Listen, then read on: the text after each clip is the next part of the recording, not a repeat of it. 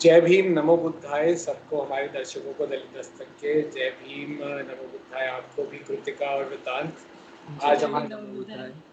आज हमारे साथ आप स्पेशल गेस्ट हैं, बहुत कारो से हैं आप, आपका म्यूजिकल बैंड है, तो सबको बता दूं मैं स्पेशल इंटरव्यू आज हमने आपके लिए किया ताकि एक बहुत ही एक अलग सी बात है कि एक ऐसा बैंड जनरली कम ही सुनने में मिलता है, खासकर अम्बेडकराइट बैंड और होंगे मैं तो नहीं जानता, पर फिर भी होंगे तो उसमें से बेहद कम ही है जो इसमें खासकर अम्बेडकर में भी बुद्ध के विचार पर है। तो आपका उस पर काम रहा है, तो मुझे लगता है हमारे दर्शक भी बहुत इंटरेस्टेड होंगे जानने में। तो सबसे पहले आप यही बताइए, बौद्ध कारो क्या है, उसका मीनिंग क्या है और कैसे स्टार्ट हुआ आपका बैंड, क्या उसकी अगर हम संरचना में जाए स्टार्टिंग में, तो उसके बारे में थोड़ा बताइए। स्टार्टिंग में जी बताओ।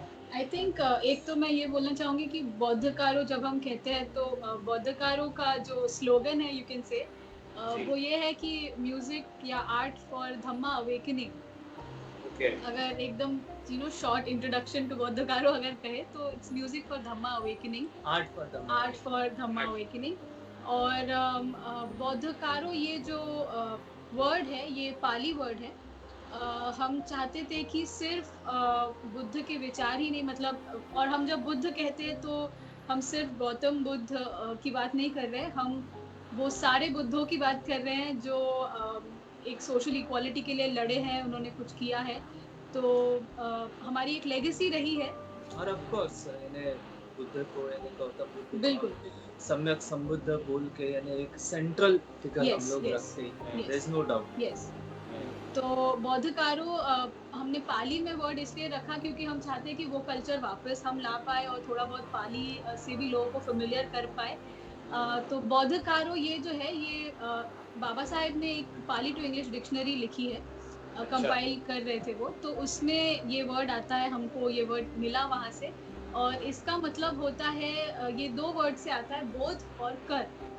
तो ठीक है। इसका मतलब होता है कि एक्चुअली पहले के ज़माने में, जैसे बुद्ध के टाइम में, जो राज परिवार के लोग होते थे, उनको सुबह-सुबह जगाने के लिए म्यूजिशियंस होते थे। तो उनका काम होता था कि सुबह-सुबह म्यूज़िक बजा के लोगों को जगाए, तो जागृत करे। तो इसीलिए हमने ऐसा नाम चुना, क्योंकि हम मुझे भी समझते हैं चाहिए। कि हम ही चलो। है, वो हम ही है। तो मजाल है। आजकल के बौद्धकारो जो है वो हम है, हम लोगों को जगाने की कोशिश करते हैं, और स्पेशली जगाना इन द सेंस अवेकन करना और एनलाइटन करने की एक छोटी सी प्रयास है हमारी। हाँ यानी the art of Dhamma awakening जैसे हम लोग बोल रहे हैं, तो हमारा ये मोटिव ही है, हमारा ये एम है, हमारा ऑब्जेक्टिव है टू अवेकन पीपल इन धम्मा, धम्मा में लोगों को जगाने का। क्योंकि सभी लोग, जैसे हम लोग बोल रहे हैं कि सभी लोग राज परिवार से है, सभी लोग राजा है, तो सोके नहीं रहना चाहिए, क्योंकि धम्म चक्र प्रवर्तन का क्रांति हो चुका है। और उसके बाद में जब क्रांति हो चुका है तो लोगों को क्यों नहीं बात ये पहुंचा, कहीं ना कहीं कुछ ना कुछ कमी रह गई है, हम लोग देखते हैं। तो उस कमी को पूरा करने का हमारी तरफ से एक छोटा सा कोशिश कि कैसे बाबा साहेब के टीचिंग्स, कैसे बुद्ध के टीचिंग्स, धम्म चक्र प्रवर्तन का क्रांति ज्यादा से ज्यादा लोगों तक पहुंचाया जाए, बहुजन लोगों तक, ज्यादा से ज्यादा लोगों तक कैसे पहुंचाया जाए। तो ये तो बहुत यही है। इंटरेस्टिंग है क्योंकि मतलब क्योंकि म्यूजिक थोड़ा कैची होता है, ज़्यादा वो रह जाता है। मतलब एक स्पीच अगर आप दें, या मतलब कई बार स्पीच और टेक्स्ट किताबों से ज़्यादा म्यूजिक सबकॉन्शियस को जो हिट करता है वो लंबे टाइम तक रहता है। हाँ हाँ हाँ, बिल्कुल बिल्कुल। मैं थोड़ा सा इसमें बताना चाहूँगा। हाँ। ये बात जब आपने पहले से बताने को कहा, तो हम दोनों ही आर्टिस्ट हैं, और राइट। बौद्धकारो कैसा बन रहा है इसके ऊपर थोड़ा सा बोलना चाहूँगा, अगर आप बताएं। जी प्लीज़ प्लीज़ हाँ, प्लीज़। तो मैं एक बस्ती से आता हूँ। हमारे बस्ती का नाम, यानी हमारा छोटा सा टाउन है, उसका नाम है कामटी। तो वहाँ पर हमारा बस्ती का नाम है भीमनगर। तो मैं अच्छा। भीमनगर कामटी से आता हूँ।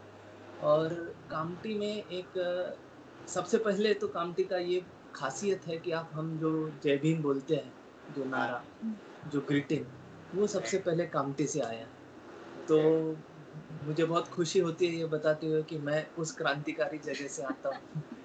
राइट। तो हमने देखा है यानी बचपन से कि लोग म्यूजिक से कितना अटैच होते हैं और म्यूजिक से कितना ज़्यादा सीखते हैं। हम्म, तो ये जो हमारा फॉर्मूला है एजुटेट ऑर्गेनाइज वाला, इसमें एजुकेशन जो है उसमें म्यूजिक बहुत बड़ा एक रोल प्ले करता है। लोग आंदोलित कैसे होते हैं, लोग जब म्यूजिक सुनते हैं, हमने देखा है बचपन से कि कैसे लोग रात रात भर कव्वाली सुन रहे हैं, जंगी सामना सुन रहे हैं, और कैसे गाने सुन रहे हैं बाबा साहेब के, बुद्ध के गाने, और कैसे खुद को एजुकेट कर रहे हैं उन गाने के थ्रू। और बाबा साहब ने खुद भी बताया था ना कि हाँ उनके हाँ एक हाँ स्पीच में उन्होंने ये भी बताया था कि मेरे 10 स्पीचेस के बराबर एक इनका गाना है, क्योंकि उस टाइम पे इतने अच्छे, इतने व्हाट डू यू से इन्फ्लुएंशियल म्यूजिशियंस थे हाँ उस हाँ टाइम पे। बिल्कुल। तो वो खुद उस चीज को समझते थे, और उनके मूवमेंट में भी उस टाइम पे भी बहुत म्यूजिशियंस ने उनको हेल्प किया इस मूवमेंट को बढ़ाने के हाँ लिए। हाँ, भीमराव कर्डक, हम्म, ये उस समय के एक शायर, कवि और गायक थे। उनका गाना सुन के बाबा साहब ने बोला था कि मेरे 10 भाषण और आपका एक गाना अरे ये वाह। बराबर है। और इतना बाबा साहब ने उस चीज को रिकॉग्नाइज किया और बोला कि ये जो कल्चरल मूवमेंट है हम्म, आर्ट का, ये Right. मूवमेंट को यानी आखिरी इंसान तक पहुंचाने के लिए बहुत जरूरी होता है। अगर वो नहीं रहा तो मूवमेंट नहीं जाता है आगे। तो वही हमारी जिम्मेदारी मान के हम लोग एज एन आर्टिस्ट और एज एन स्कॉलर ऑल्सो, हम लोग Right. स्कॉलर हैं, हम लोग जेएनयू से पीएचडी किए हैं, तो हम लोग, हमारा जो पढ़ाई है वो अच्छा काम में आना चाहिए। इसके लिए हम लोग दोनों का एक मिक्सचर करके ये हमारा एक इनिशिएटिव है कि कैसे म्यूजिक और हमारा स्कॉलस्टिक पढ़ाई जो है उसको कैसे मिक्स करके एजुकेशन के काम में इस्तेमाल किया जाए। तो वृतांत, आप जैसे बता रहे थे, आप जहाँ से आ रहे हैं, तो आप भी बचपन में वो रात रात भर जो होता था उसमें गाते थे या सीखते थे वहीं पे? बिल्कुल। अच्छा, हाँ, तो वो माहौल अलग होता है। लोग बहुत इमोशनली अटैच होके, जब इमोशंस इंसान के जुड़ते हैं किसी चीज के साथ, तो समझना आसान हो जाता है। और म्यूजिक जो है वो रस पे, हम लोग जैसे म्यूजिक की थ्योरी में देखे तो वो कुछ रस वस होता है उसमें। तो ये म्यूजिक बहुत अटैच करता है इंसान, अट्रैक्ट आप करता है, तो हाँ, उसी के साथ में हम लोग काम करने का कोशिश कर रहे हैं। मैं आपसे जैसे पर्सनली पूछ रहा था, आप दोनों से, आप लोग सीखे भी म्यूजिक? आप भी वृतांत, ऋतिका, आपने ऋतिका ने सीखा भी, like as a trained viewer, मतलब किसी से सीखा हाँ हाँ म्यूजिक या हाँ इंस्ट्रूमेंट्स, हाँ, बिल्कुल सुर बिल्कुल। की बहुत प्रैक्टिस जैसे बचपन से? हाँ बिल्कुल, हमारे ग्रुप में बौद्धकारों में सबसे ज्यादा ट्रेन तो कृतिका ही है। नहीं, ऐसा नहीं है, there are other people also. हम बौद्धकारों में और भी लोग हैं। हम लोग तो वैसे दिखते ज़्यादा हैं, हम कोर मेंबर्स आप बोल सकते हैं, because we are the founding members. But बौद्धकारों में और भी लोग हैं, ज़्यादातर लोग ट्रेंड है। पर सबसे ज़्यादा ज़रूरी ये बात है कि सब में जो है एक म्यूजिक को अच्छी चीज के लिए यूटिलाइज करने की एक जो भावना होती है, like not just for entertainment. ऐसा नहीं कि हाँ म्यूजिक सीख लिया और बस ऐसे जस्ट शोज करते गए और फेम मिल गया कि अच्छा, बहुत अच्छा आवाज है, बहुत अच्छा बजाते हो, सिर्फ ये नहीं, एक मीनिंगफुल थोड़ा सा बनाने के लिए। तो उस तरीके से most of us, yes we are train, but some are also not train. नहीं, हम जहाँ लोग तक, ट्रेंड है। हाँ, हाँ, जब मैं भी जहाँ तक सीखा हमारी हूँ। बात है, तो I am a Bengali, so I have been trained in music and dance. I'm also a dancer. तो वो तो बचपन से ट्रेनिंग है। वैसे तो रियाज व्याज भी होता ऐसा है। बंगालियों में कंपलसरी होता है? Seems like it. I think to be an elite, good elite Bengali, I think you need to be, भद्र लोग, need to have a, yes, Bhadra log. I think you need to have that aesthetic quality or something.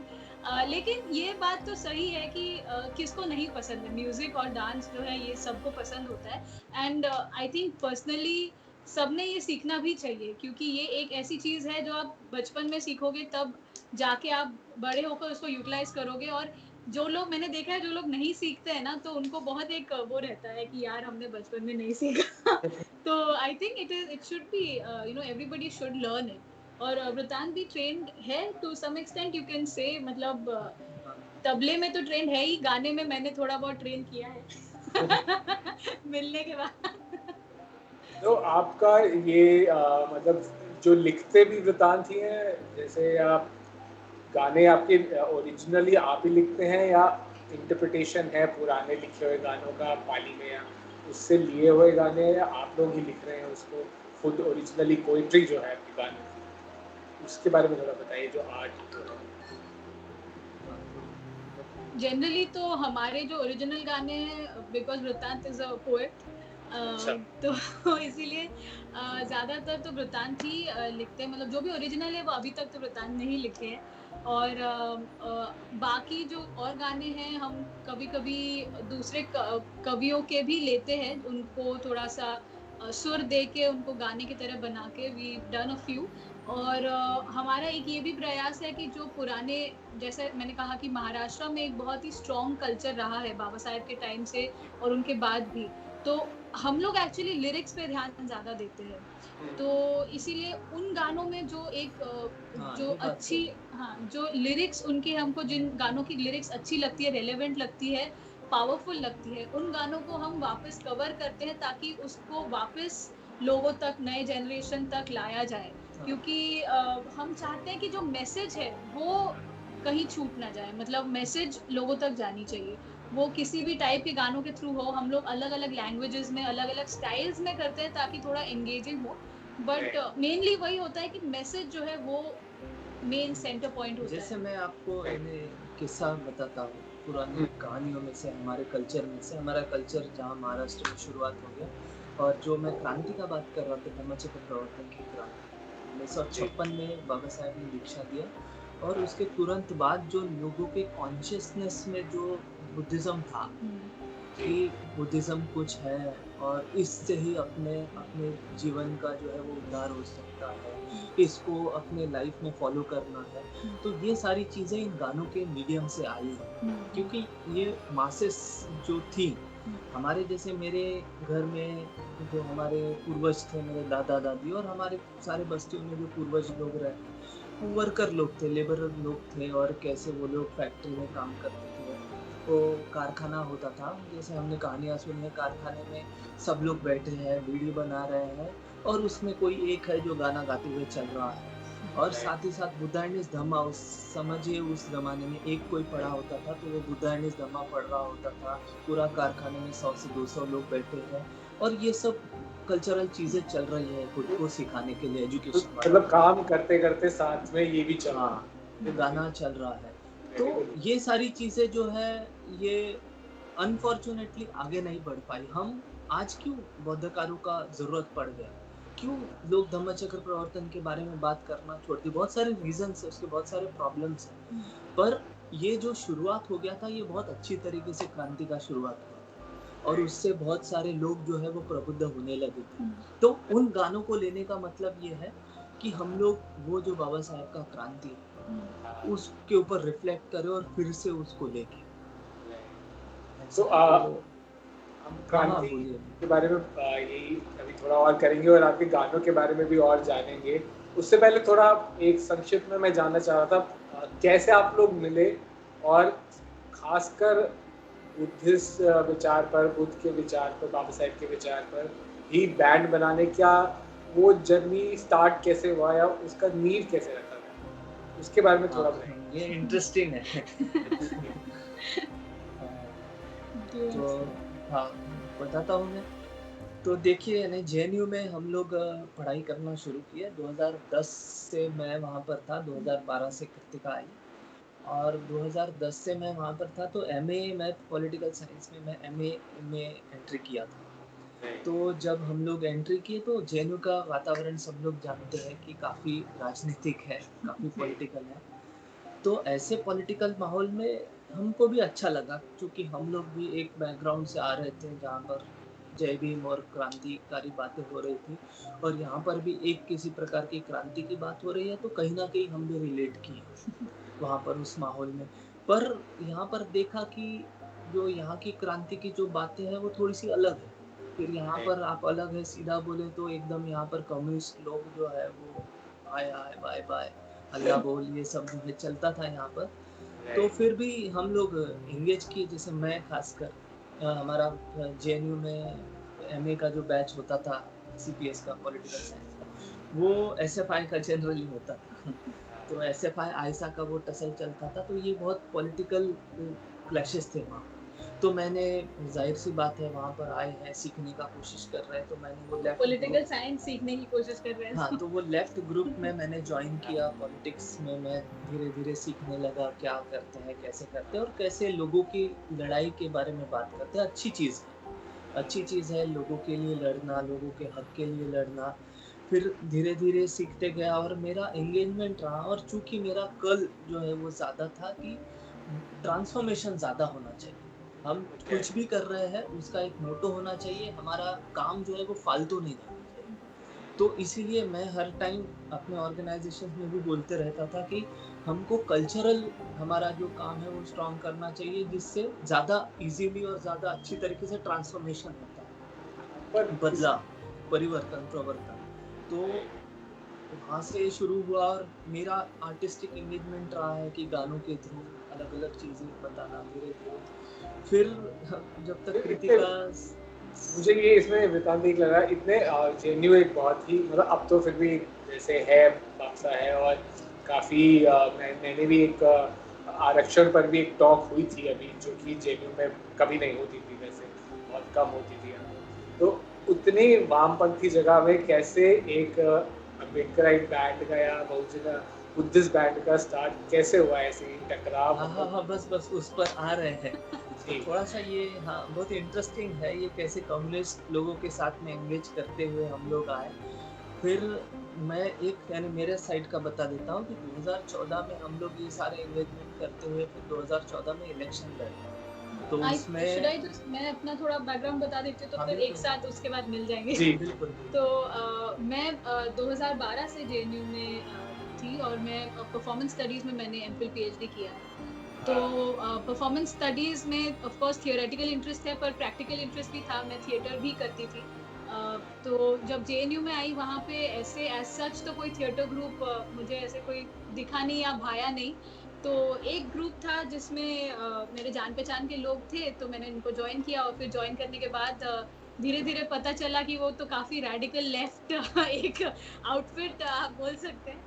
तो खैर, लेकिन उनके साथ काम करने में मजा आया। जनरंग नाम था, तो उस टाइम पे तो बहुत ही मजा आ रहा था सब कुछ। लेकिन मेरी मेरी जो प्रॉब्लम हो रही थी वो ग्रुप के साथ, वो ये थी कि हम लोग हाय हल्ला तो बहुत कर रहे थे, लेकिन कहीं ना कहीं एक खोखलापन, मतलब if I can say that, कि आप बोल तो बहुत कुछ रहे हो, लेकिन प्रैक्टिकली आप उसको कितना इम्प्लीमेंट कर रहे हो। आप अगर इनइक्वालिटी की बात कर रहे हो, आप उसके अगेंस्ट लड़ रहे हो, and you are trying to establish your society without hierarchies, तो सिर्फ उसके बारे में नाटक करने से, या तो सिर्फ प्रोटेस्ट में जाके गाना गाने से। और एक तो ये था कि लाल आप कभी भी देखोगे ना कि जब लेफ्टिस्ट प्रोग्राम्स होते हैं, तब जो भी आर्टिस्ट होता है वो पहले आके जो है थोड़ा बहुत आवाज करेगा, थोड़ा सा शोरगुल करेगा, ताकि लोग कलेक्ट हो जाए। तो हमको बोला भी ऐसे जाता था कि अच्छा तुम लोग थोड़ा स्टार्ट कर दो, थोड़ा लोग इकट्ठे हो जाएंगे, फिर प्रोग्राम शुरू फिर करेंगे। बाद में नेताजी आएँगे और हाँ, भाषण फिर जो देंगे है बस। भाषण देंगे कि साथी। तो हाँ। इसीलिए मुझे बहुत ही वो खलकती थी कि ये क्या है, हम लोग कोई आइटम पीस कर रहे हैं क्या, मतलब ऐसे थोड़े ना होता है। So I used to find it problematic, very problematic, और हमारी डिस्कशंस वगैरह होती थी, लेकिन कहीं ना कहीं समथिंग वाज मिसिंग। और फिर मैं वृतांत से मिली 2014 में ही, हम लोग मतलब 13-14 में हम लोग मिले, तो हम लोग दोस्त बने, थोड़ा क्लोजनेस बढ़ी, जो है मैत्री जो है थोड़ी ज्यादा ही हो गई, तो तो इसीलिए फिर हम लोग बात करने लगे इस चीज के बारे में। और उसी टाइम पे इंसिडेंटली कोइंसिडेंटली जो है 2014 में ही फिर इलेक्शन लड़ने का मौका मिला।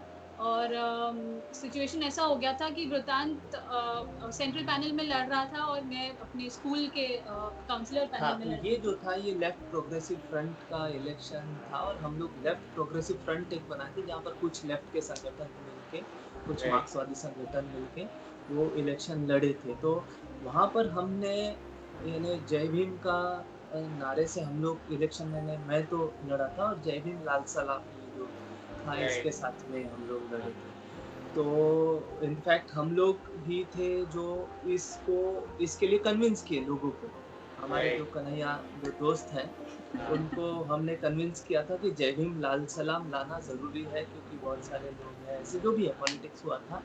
फिर हमने इतना ही नहीं माना पर जय भीम लाल सलाम को छोड़ा भी है, उससे ज़्यादा ज़रूरी था कि अच्छा। इलेक्शन लड़ा, जय भीम लाल हम सलाम। ये आइडियोलॉजिकल जो हमारा जर्नी है, ये इसको थोड़ा बता रहे हैं। एक चीज़ जी। इसके पहले लेकिन जेएनयू में जो है जय भीम कोई बोलता ऐसे पब्लिकली नहीं था, ठीक है? राइट। मतलब जो लोग महाराष्ट्र से आते थे या तो फॉर एग्ज़ाम्पल कहीं पे अगर जय भीम पर्सनली बोल रहे हैं तो हाँ ठीक है, जय भीम बस। बट एज़ अ नारा जैसे अभी जय, जय, जय, जय, जय भीम तो बोलते हैं, लाउडली बोलते हैं। तो अ, पहली बार वहीं आया, पहले लाल हाँ, सलाम के तो साथ आया उसको जय। हाँ, तो उसको इंट्रोड्यूस करने के लिए बहुत ही ज़रूरी था कि वो जय भीम लाल सलाम एक हम दें और उस टाइम पे हम लोग सोचते भी थे कि हाँ, जय भीम लाल सलाम जो है वो सही है।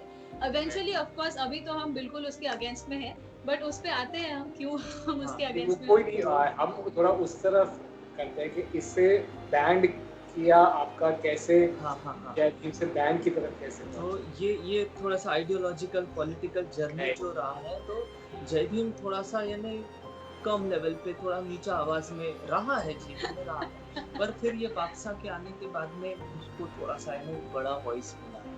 पर ये पूरा लेफ्ट से लेके बादशाह तक इस जर्नी में हमने देखा है कि जो बुद्ध का जो टीचिंग्स है और हम बुद्ध के टीचिंग्स को बाबा साहेब के धम्मचक्र के प्रवर्तन के क्रांति से हम लोग सीधा जोड़ रहे हैं। तो ये बुद्ध का टीचिंग्स, ये जो कल्चर का बात है जो बाबा साहेब ने एस्टेब्लिश किया 1956 में, उसका बात सब जगह से गायब है। ये पूरे सीन में, इस पॉलिटिकल आइडियोलॉजिकल पूरे सीन में बुद्ध का बात ही गायब है। हमने बापसा वाले जो दोस्त थे हमारे, उनके साथ में भी मिलके बहुत कोशिश की कि बुद्ध को हम सोशो लोग खुद ही थे पॉलिटिकली बापसा लाया में, जाए। हम लोग भी थे, हम लोग भी उसका कल्चरल विंग संभालते थे उस टाइम पे जब बापसा बनी थी 2015 में।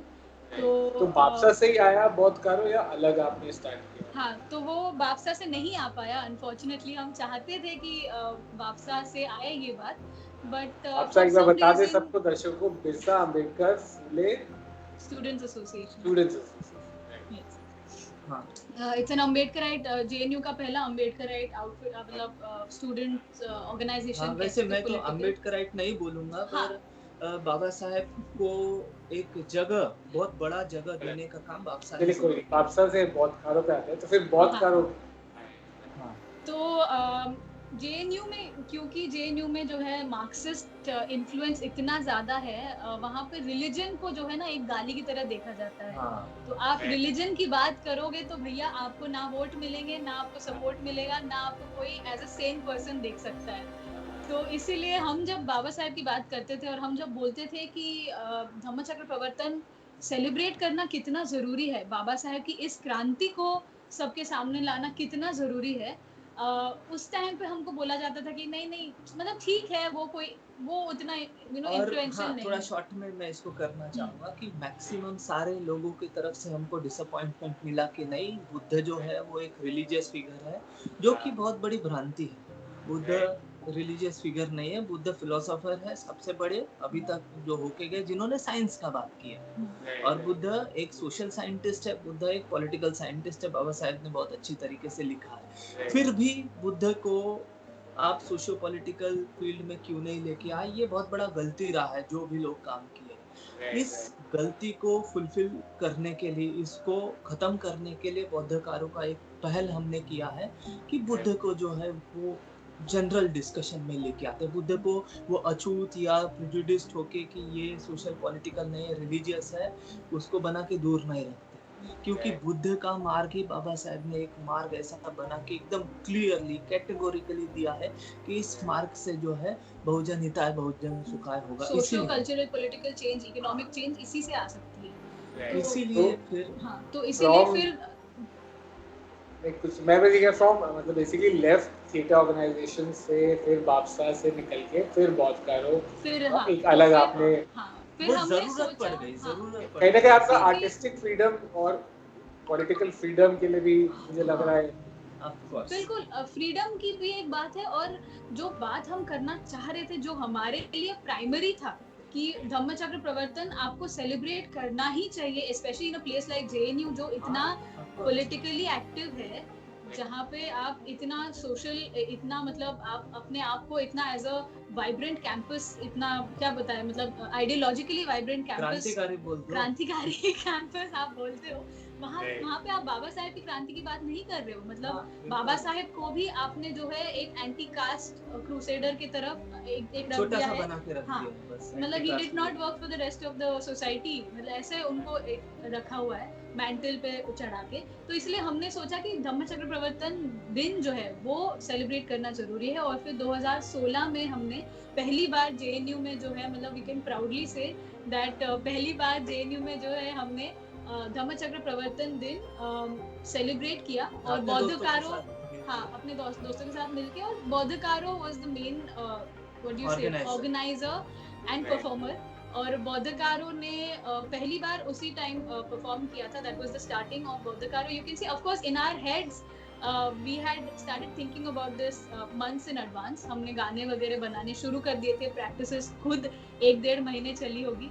तो इसीलिए इट वाज अ प्रोसेस। लेकिन 2016 के अक्टूबर में was the first time that Dhammachakra Pravartan day was celebrated in JNU for the first time and Bauddhakaro perform for the first time. हाँ, तो 2016 5 साल हो गए, 2017, हाँ। 4.5 साल हो गए।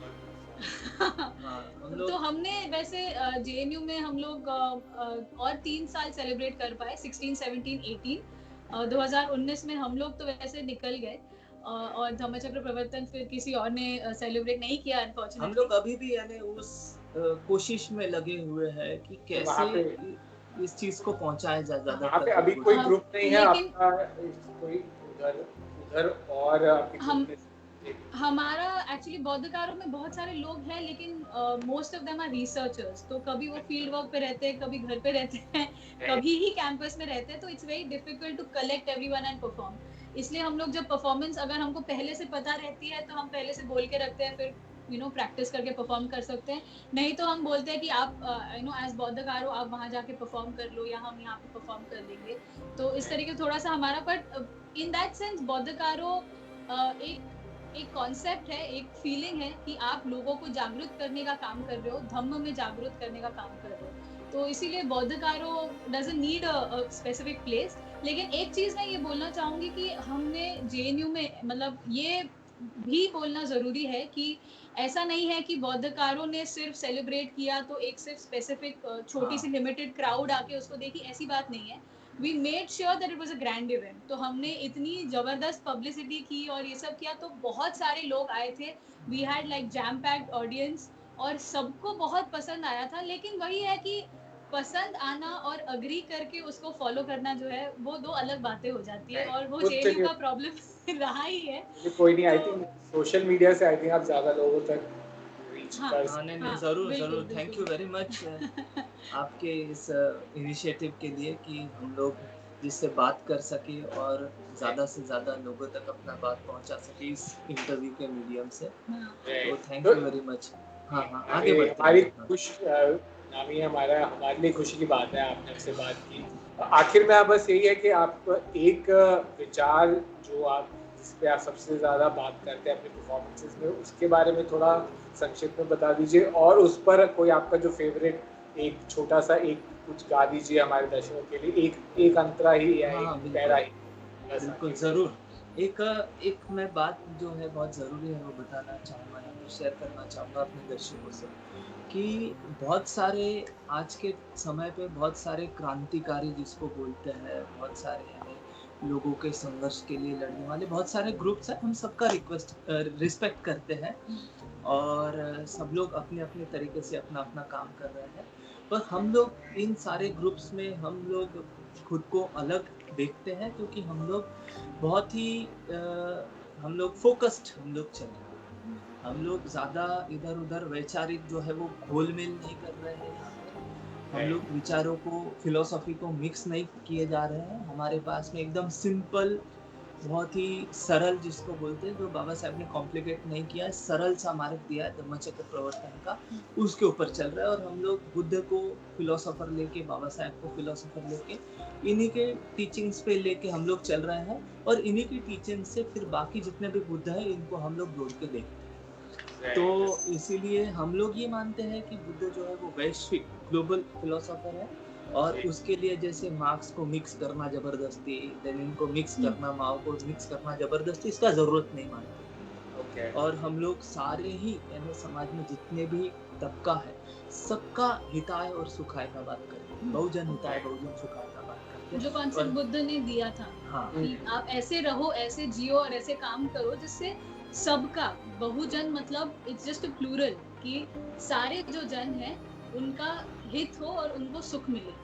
तो हम भी उसी, मतलब हम उसको एज अ कैटेगरी ऐसे नहीं देखते हैं कि यही सिर्फ कास्ट जो है वो बहुजन में आएगा, यही सिर्फ क्लास जो है वो बहुजन, ऐसा नहीं है। बहुजन इज द फिलॉसफी जो सबके लिए, ज्यादा से ज्यादा लोगों के लिए जो हितकारी हो और जो सुख दे सके। पर ऑफ कोर्स बाबा साहब बोलते हैं कि जो डिप्रेस क्लासेस है उनके लैंग्वेज में उनको ज्यादा जरूरत है, बिल्कुल है, एम्पावर होने के लिए। और हमारा जो पूरा काम है ये एम्पावरमेंट के लिए है, ये प्रोग्रेशन के लिए है, कैसे हम लोग आगे बढ़े उसके लिए। और उस चीज के लिए बाबा साहब की अगर हम लोग माने तो पंचशील अष्टांगिक मार्ग 10 पारमिता वाला ये जो पूरा धम्म है, इसको ज्यादा से ज्यादा लोगों तक पहुंचाने का ज्यादा जरूरत है, इसको अपने लाइफ में उतारने का ज्यादा जरूरत है, जिससे कि हम सब मिलकर एम्पावर होंगे और समता का जो समाज है जहाँ पर समता की सत्ता होगी वो इस्टेब्लिश होगा।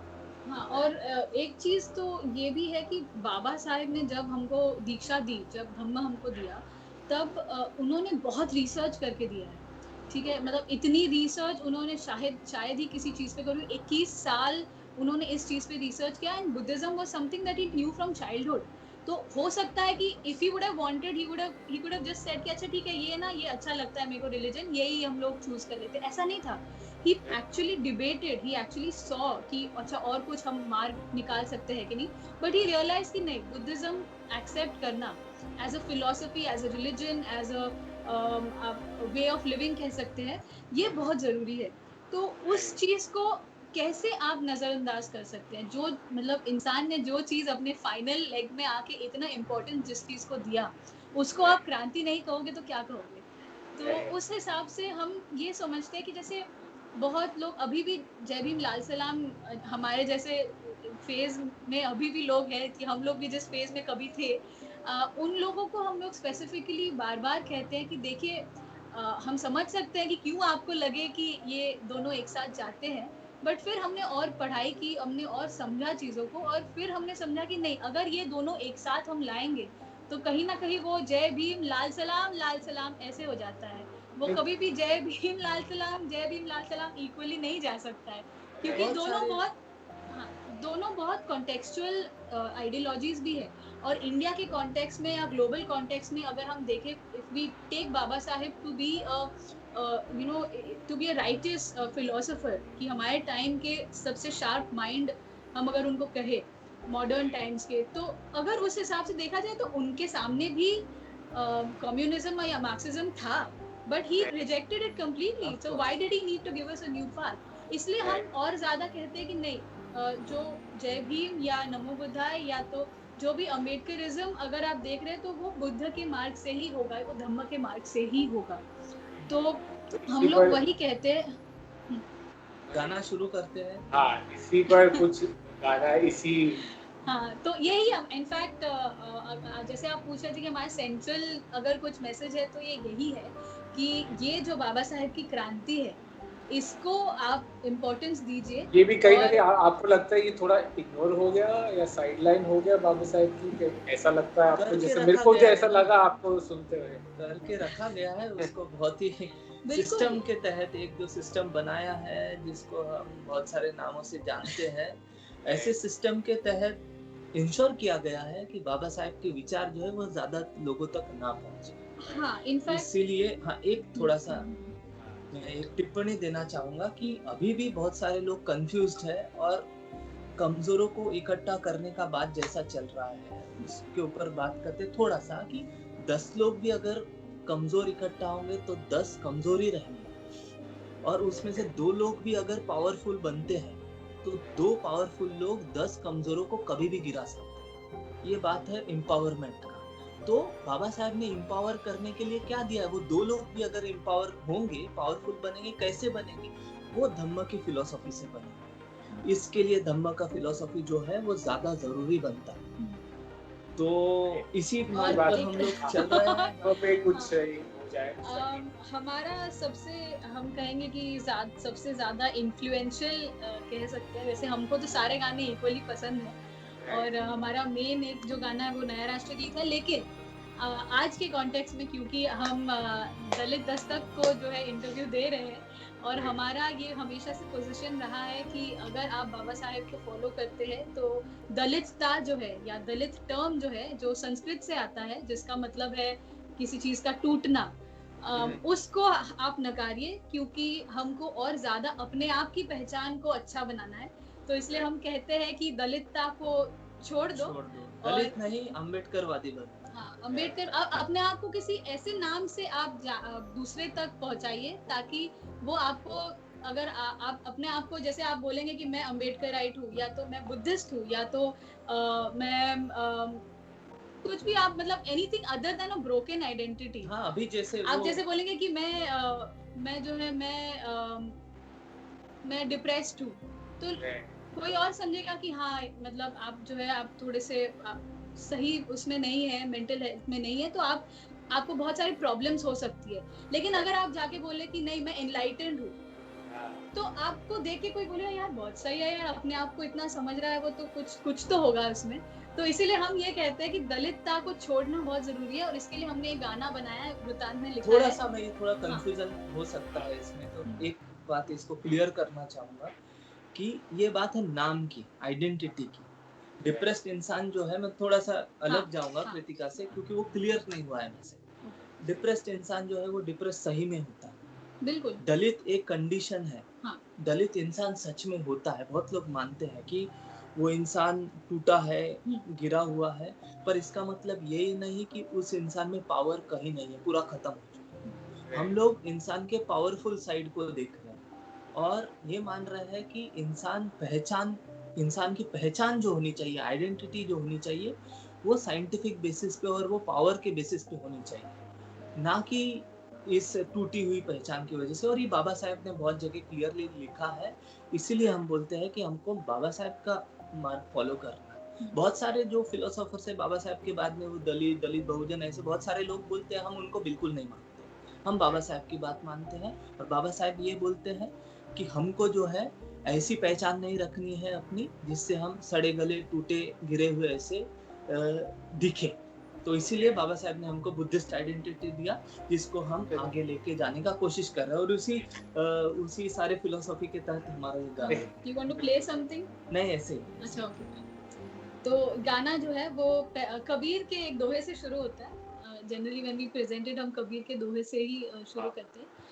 वो दोहा ये है, शब्द शब्द सब कोई कहे, शब्द का करो विचार, एक शब्द शीतल करे, एक शब्द दे जार।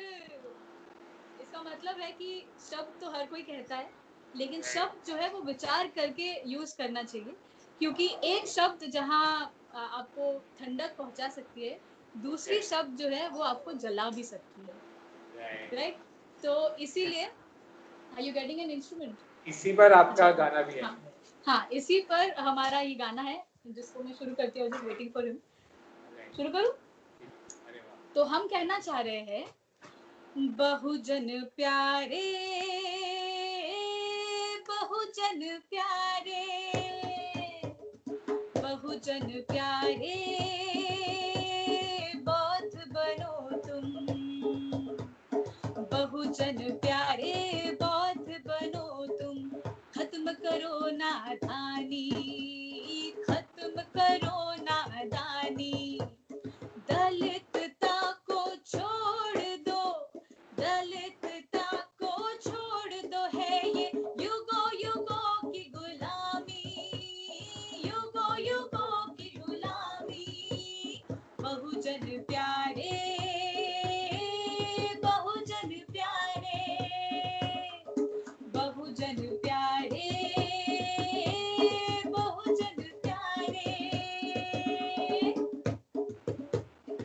तो इसका जो पहला पैराग्राफ है उसमें हम बताते हैं कि दलितता क्यों हमको नहीं चाहिए, ठीक है, ये आइडेंटिटी क्यों नहीं चाहिए।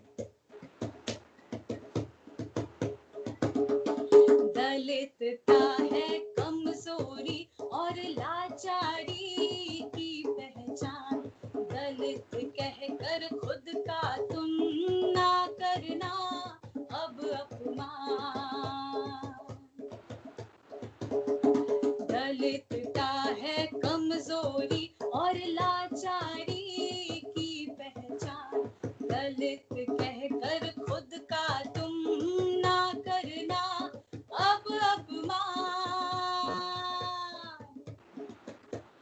बौद्ध बहुजन अपनी बात है, हाँ हाँ, बौद्ध बहुजन अपनी बात है, दलितता है बेगानी, दलितता है बेगानी। दलितता को छोड़ दो, दलितता को छोड़ दो, है ये युगों युगों की गुलामी, युगों युगों की गुलामी। बहुजन प्यारे,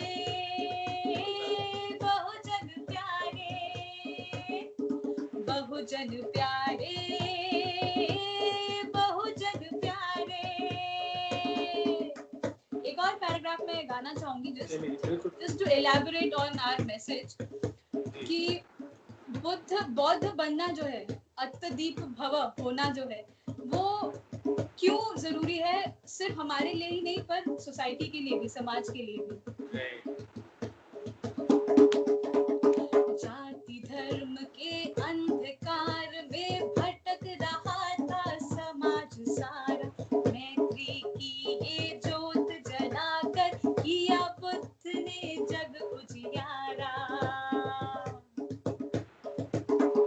जाति धर्म के अंधकार में भटक रहा था समाज सारा, मैत्री की ये जोत जलाकर किया बुद्ध ने जग उजियारा। शील समाधि प्रज्ञा की वैसी,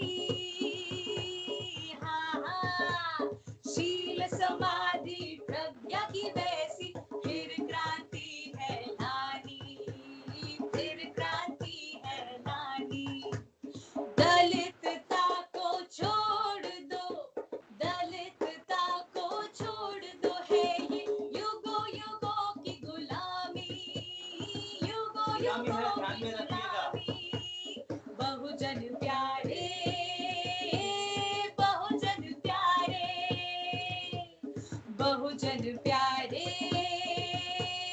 बौद्ध बनो तुम, बहुजन प्यारे, बौद्ध बनो तुम। खत्म करो नादानी, खत्म करो नादानी। दलितता को छोड़ दो, दलितता को छोड़ दो, है ये युगों युगों की गुलामी, युगों युगों की गुलामी। बहुजन प्यारे, बहुजन प्यारे, बहुजन प्यारे,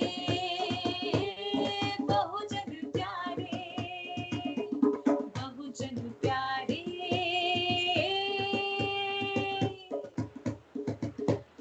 बहुजन प्यारे। बहुत बढ़िया गाया आपने। और मतलब मैं तो आपके संगीत का फैन रहा हूँ हमेशा से, और ये सब डिबेट्स तो हैं ही, मतलब हम अभी के लिए इतना ही करते हैं, बाकी तो इस मुद्दे पे भी और बाबा साहेब के विचारों पर, धम्म पे तो बहुत, वो तो काफ़ी कुछ है, तो हम हो सकता है कभी इस पर, बहुत बड़ा है तो उस पर डिस्कस और करेंगे। अभी के लिए इतना ही रखते हैं। तो हमने जाना, फाइनल कुछ आप कहना चाहेंगे हमारे दर्शकों को, कुछ भी आखिरी? हाँ हाँ, जरूर जरूर। हम लोग अभी बौद्धकारो है, सोशल मीडिया पे है, तो बात आगे पहुंचाने के लिए लोगों से गुजारिश करना बहुत जरूरी होता है। तो सबसे पहले तो आपको बहुत बहुत साधुवाद, बहुत बहुत थैंक यू कि आपने ये इंटरव्यू से हमको ज़्यादा लोगों तक पहुंचने का मौका दिया है। और मैं सारे दर्शकों से यानी हम बौद्धकारों सारे दर्शकों से ये गुजारिश करेंगे कि आप प्लीज़ हमारा बौद्धकारों फेसबुक, हमारा बौद्धकारों यूट्यूब, बौद्धकारों ट्विटर, इंस्टाग्राम, हम सभी पर हैं। हम लोग नए ज़माने के लोग हैं तो हम सभी हैंडल्स पे हैं, सारे सोशल मीडिया हैंडल्स पे। आप जाके ज़रूर वहाँ पर लाइक करें, सब्सक्राइब करें और आपको जो भी हमसे बात करना है तो हम अवेलेबल हैं सब जगह, तो आप हमसे बात कर सकें। पर प्लीज़ मैं आप सब जगह जाके लाइक सब्सक्राइब करें और ख़ासकर यूट्यूब पे सब्सक्राइब करें, ताकि उससे थोड़ा है ना पैसा-वैसा अगर मिल जाता है ना, सीधी बात करते हैं, थोड़ा हम पैसा अभी माँगते तक नहीं हाँ, हैं, नहीं अभी तक पर बहुत हम दूर है हम एक लोग उससे, लेकिन मिनट पर थोड़ा-सा बढ़ेगा तो हम लोग क्या अच्छे इंस्ट्रूमेंट्स खरीद पाएँगे और हमारा काम जो है वो अच्छा कर पाएँगे। हम सर्विस करके देते हैं। ये भी बता दूँ मैं कि हमारा ये काम सर्विस का है। हम कहीं भी परफ़ॉर्म करते हैं, हमने इंटरनेशनली भी परफ़ॉर्म किया है, पर हमने कहीं से पैसा नहीं लिया है। हम लोग हमारा सर्विस बोल के ये देते हैं। हमको अगर समय मिला तो हम लोग ज़रूर जाते हैं, लोग जगह-जगह से बुलाते हैं, हम लोग जाके ये हमारा प्रबोधन का काम जो है हम लोग करते हैं। तो thank you very much. Kritika आपको कुछ कहना नहीं, है मैं तो just I was just going to add to that point that you were saying that हम आपको ऑफ कोर्स थैंक करना चाहेंगे, क्योंकि अभी के टाइम में I think journalists are that one kind of workers जिनको काम करना पड़ रहा है। और जी आप तो फिर भी ऑनलाइन ले पा रहे हैं, बहुत सारे लोगों को रास्ते पे जाके करना पड़ रहा है। तो thank you so much for continuing to do work just like the other health workers and other officials that are there on the street। तो बिल्कुल। उसके लिए हम सबको जो है बहुत बहुत साधुवाद देना चाहते हैं, बहुत बहुत बहुत मेत्ता देना चाहते हैं। मेत्ता जो है वो पाली वर्ड है मैत्री के लिए। और मैत्री, जैसे हमने कहा कि बुद्ध ने हमको ये बताया है कि अत्तदीप भव तो होना ही है, अत्तदीप खुद का दीप तो बनना ही है, लेकिन दूसरों के साथ में जो है मैत्री के साथ रहना जरूरी है।